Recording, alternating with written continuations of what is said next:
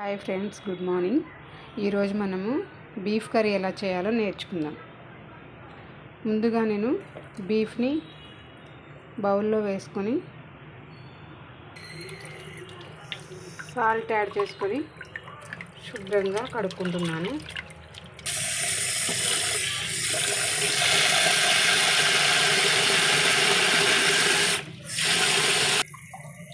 ఈ విధంగా 3-4 times salt వేసుకొని శుభ్రంగా కడుక్కుంటున్నా.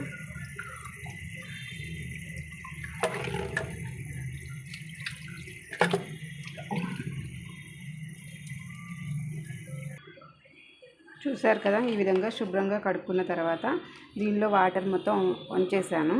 దీనిలో వాటర్ యాడ్ చేయాల్సిన అవసరం లేదు, ఎందుకంటే ఆల్రెడీ ఈ మాంసంలో వాటర్ ఉంటుంది కాబట్టి వాటర్ అవసరం లేదు. ఇప్పుడు దీంట్లో ఒక 2 స్పూన్స్ సాల్ట్ యాడ్ చేసుకున్నా. అలాగే టర్మరిక్ పౌడర్ కూడా యాడ్ చేసుకుంటున్నా.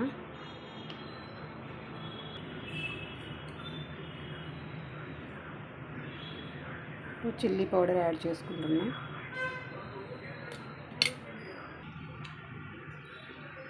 ఇవన్నీ కలిపి కుక్కర్లోకి తీసుకున్నా.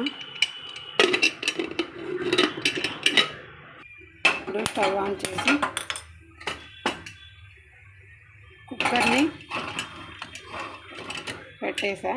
ఇప్పుడు ఇది ఒక 30 మినిట్స్ వరకు బాయిల్ చేయాలి. ఐ మీన్ 4-5 విజిల్స్ 5 విజిల్స్ వచ్చే వరకు దీన్ని బాయిల్ చేయాలి. స్టార్టింగ్లో దీన్ని హై ఫ్లేమ్లోనే పెట్టుకోవాలి. ఇప్పుడు దీన్ని ఒక 30 మినిట్స్ వరకు వదిలేద్దాం, ఓకేనా? 5 విజిల్స్ వచ్చే వరకు. చూసారు కదా, ఈ విధంగా 5 విజిల్స్ రానివ్వాలి. ఇప్పుడు ఒక 2 మినిట్స్ మీడియం ఫ్లేమ్లో పెట్టుకుందాం.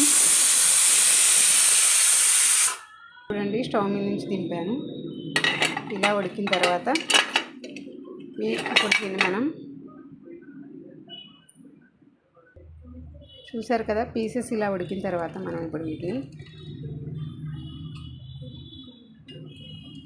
ఇప్పుడు పీసెస్ని ప్లేట్లోకి సర్వ్ చేసుకుందాం. ప్లేట్లోకి సర్వ్ చేసుకొని వితౌట్ రైస్ పీసెస్ ఇలా తింటే చాలా అంటే చాలా టేస్టీగా ఉంటాయి. ఇప్పుడు టేస్ట్ చేద్దాం. చూసారు కదా, పీసెస్ని ఇలా ప్లేట్లోకి సర్వ్ చేసుకొని తింటే టేస్ట్ చాలా అంటే చాలా బాగుంటుంది. చూసారు కదా, పిల్లలు కూడా చాలా ఇష్టంగా తింటారు.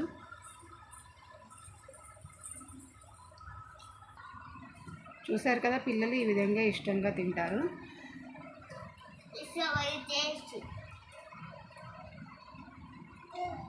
Tasty. Do you like this? How much like?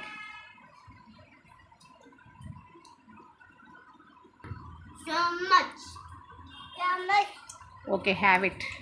Enjoy yourself. చూసారు కదా, ఈ విధంగా చేసుకుంటే పిల్లలు ఎంత ఇష్టంగా తింటారో. మీరు కూడా ఒకసారి ఈ విధంగా ట్రై చేసి టేస్ట్ చేయండి. ఎలా ఉందో కామెంట్లో తెలియచేయండి. ఓకేనా ఫ్రెండ్స్? Bye bye.